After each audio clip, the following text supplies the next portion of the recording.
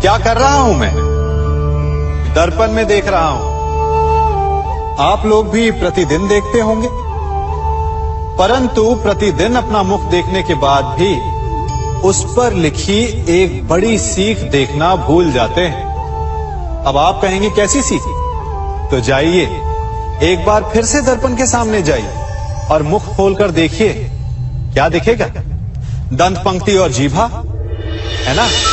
अब विचार कीजिए, दंत जन्म के पश्चात आते, एक नहीं 2 बार आते, परंतु मृत्यु से पूर्व नष्ट हो जाते हैं। और जीभा जन्म पहले से होती है, परंतु मनुष्य के मृत्यु के पश्चात भी उसके अस्तित्व में रहती है ना आश्चर्य की बात? दंत कठोर होते हैं, जीभा कोमल, परंतु फिर भी दंत नष्ट हो जाते हैं, जीभा नहीं होती।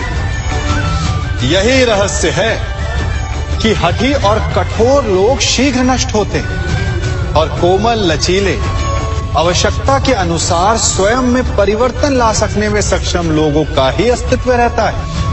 अर्थात परिस्थितियों के अनुसार स्वयं को लचीला बनाना सीखिए और आपका जीवन सरल हो जाएगा।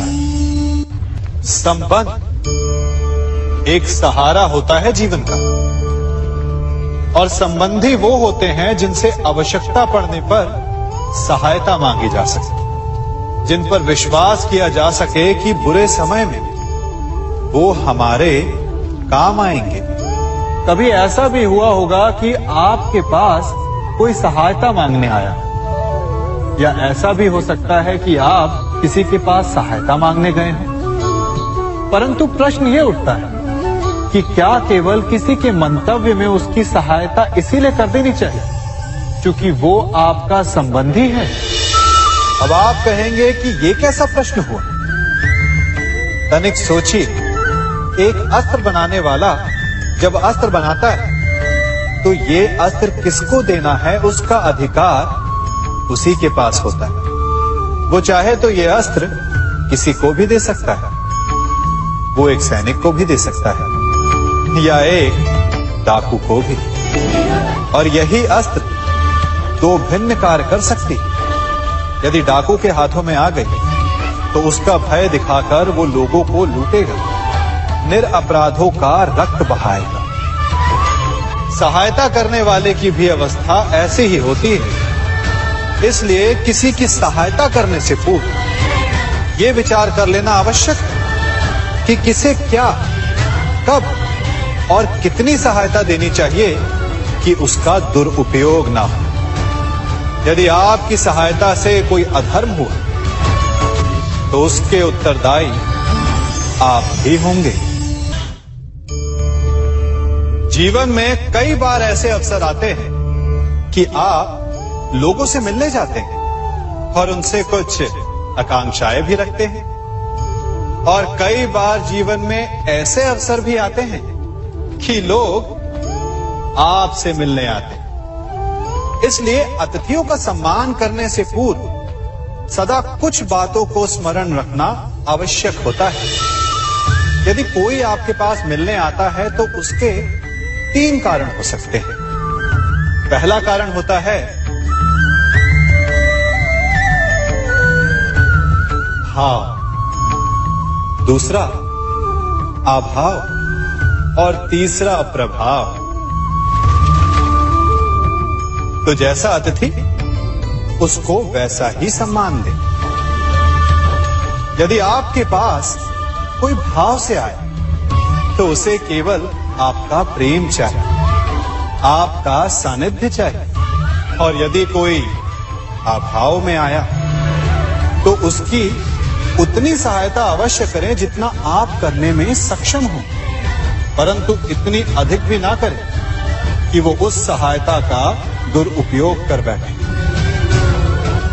और यदि कोई प्रभाव में आया तो स्वयं पर अभिमान ना करें, क्योंकि कभी ना कभी जीवन में आप भी भाव, अभाव और प्रभाव के चक्रव्यूह में फंस सकते हैं।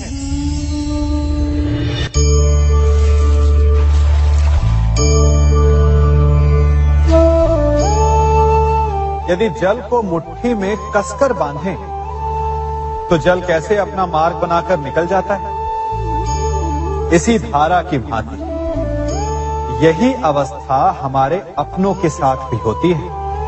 अधिकतर हम जिनसे प्रेम करते हैं, हम सदा उन्हें अपने समीप रखना चाहते हैं, स्वयं से दूर नहीं होने देना चाहते। चिंता करते हैं, भय खाते हैं कि कहीं उनके साथ या उनसे कुछ बुरा घटित ना हो जाए, और ऐसे में हमारे अपने ही हमसे दूर हो जाते हैं, ठीक मुट्ठी में बंधे जल की भांति। इसलिए जिनसे आप प्रेम करते हैं, उन्हें स्वतंत्र कर दीजिए, उनकी सोच को स्वतंत्र बनने दीजिए, उन्हें अपने मार्ग स्वयं ढूंढने दीजिए, क्योंकि आप सदा उनके साथ उन्हें मार्ग दिखाने के लिए नहीं रहने वाले। इसलिए अपनों के साथ अवश्य रहें, परंतु उन्हें बांधे नहीं। जन्म के पश्चात बालक जब पहली बार अपने नेत्र खोलता है, तो उसका मन उत्सुकता से भरा होता है कि ये संसार क्या है, उसे क्या दिख रहा है। ये उसके जीवन का नया आरंभ होता है। परंतु जैसे हम धीरे धीरे बड़े होने लगते हैं, अनुभव अर्जित करते हैं, हमारे मन की उत्सुकता, हमारे जीवन का चाव होने लगता है। तनिक सोचिए, जब हम सुबह सोकर जगते हैं, अपनी आंखें खोलते हैं, तो उसे ही हम अपने जीवन का प्रारंभ समझ ले, तो सुबह से लेकर संध्या तक के समय को ही अपने जीवन जीने का समय समझ ले, तो कितनी स्फूर्ति आ जाएगी। आप कितने काम कर पाएंगे, कितने लक्ष्य अर्जित कर पाएंगे। फलों से मिलकर घड़ी बनती, घड़ी से मिलकर प्रहर, प्रहर से मिलकर दिन बनते हैं, और दिनों से माह और वर्ष। यदि आप अपना हर पल, हर प्रहर विश्वास से जिए, हर दिन उत्साह से जिए, तो आपका संपूर्ण जीवन सार्थक हो सकता है। मनुष्य अपना जीवन विश्वास पर जीता है, परंतु विश्वास किसका? तनिक सोचिए, किस पर विश्वास है आपको? महापुरुषों की कही बातों पर, ग्रंथों में लिखे ज्ञान पर, माता पिता की सीख पर, या मित्रों के दिए गए निर्देशों पर, या फिर मेरी कही बातों पर? ये सब विश्वास अपूर्ण है जब तक आपको स्वयं पर विश्वास ना हो। यदि विश्वास करना है तो पहले अविश्वास करने के विज्ञान को भी सीखना चाहिए।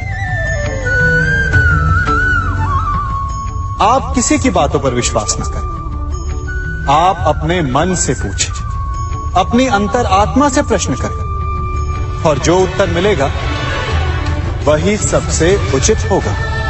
जब आप अपने मन, अपनी अंतरात्मा पर विश्वास करना सीख जाएंगे, तो नीति ज्ञान सब आपके भीतर से स्वतः उमड़ेगा। और यदि आप स्वयं पर ही विश्वास ना कर पाए, तो धर्म ग्रंथों में लिखे श्लोक, महापुरुषों की वाणी, माता पिता की सीख या मित्रों का निर्देश कोई भी लाभ नहीं दे पाएगा। एक पिता होने के नाते आप अपनी संतान के लिए क्या करते हैं? उसके लिए बहुत सारी सुविधाएं जुटाते, बहुत सारा धन कमाते है ना? और क्या आपको ऐसा लगता है कि यही उचित है आपकी संतान के लिए? इस पंछी को देख रहे हैं, ये भी संतान को जन्म देता है, उन्हें पालता है, पोसता है, उड़ना सिखाता है और भोजन का प्रबंध भी करना सिखाता है। परंतु उनके बड़े हो जाने के बाद उनके लिए अलग से घोंसला नहीं बनाता। क्यों? क्योंकि यदि इसने संतान को सब कुछ करके दे दिया, तो संतान क्या करेगी? वो अपनी संतान को तब तक भोजन कराता है जब तक उसकी संतान स्वयं भोजन का प्रबंध करने में सक्षम नहीं हो जाती। और उसका लाभ यह मिलता है कि उसी की भांति उसकी संतान आत्मनिर्भर बनती है। इसलिए अपनी संतान को उतनी ही सुविधाएं दें जितनी आवश्यक है। मोह को त्यागें। आपका उनसे मोह उन्हें कभी आत्मनिर्भर नहीं बनने देगा। अपनी संतान को कर्म करना सिखाइए। यदि आपकी संतान कर्म करना सीख गई तो वो धन स्वयं कमा लेगी। और यदि वो आलसी अकर्मण्य बन बैठे तो आपके संचित धन का भी नाश कर देगी। संसार में सबसे बड़ा संबंध कौन सा है? अब आप पूछेंगे कि यह कैसा प्रश्न हुआ? इसका उत्तर तो बड़ा सरल है, यही ना? परंतु इस प्रश्न के भी कई उत्तर हैं। कोई कहेगा माता और पुत्र का संबंध, तो कोई कहेगा पिता पुत्री का संबंध, तो कोई पति पत्नी का, और तो कोई भक्त और भगवान का संबंध। परंतु तनिक गहराई से देखेंगे तो पाएंगे कि ये सारे संबंध या तो जन्म से जुड़े होते हैं, या समाज में बना दिए जाते हैं, या फिर किसी आकांक्षा के चलते बनते हैं। तो सबसे बड़ा संबंध कौन सा होता है? उलझ गए ना? सबसे बड़ा संबंध होता है मित्रता का, क्योंकि मित्र हम स्वयं चुनते हैं, जिसमें ना कोई आकांक्षा होती है, ना ही कोई स्वार्थ छिपा होता है। यदि कुछ होता है तो केवल साथ का आनंद। अपने बीते दिनों को स्मरण कीजिए। जब आप घर से बाहर निकलते होंगे तो सबसे पहले किसका स्मरण होता था? मित्र का। परंतु जैसे जैसे मनुष्य बड़ा होता जाता है, सफल होता जाता है, मित्र छूटते जाते हैं। और फिर वो अपनी आय, अपने जीवन के स्तर के अनुसार मित्रता करने लगता है। उसके मन में ये विचार आ जाता है कि मित्रता बराबरी वालों से ही होनी चाहिए। यही सोच अनुचित है, क्योंकि मित्रता बराबर वालों से नहीं होती, मित्रता हमें बराबर करती है। इसलिए नए मित्र अवश्य बनाइए, परंतु अपने पुराने मित्रों को भूलिएगा मत।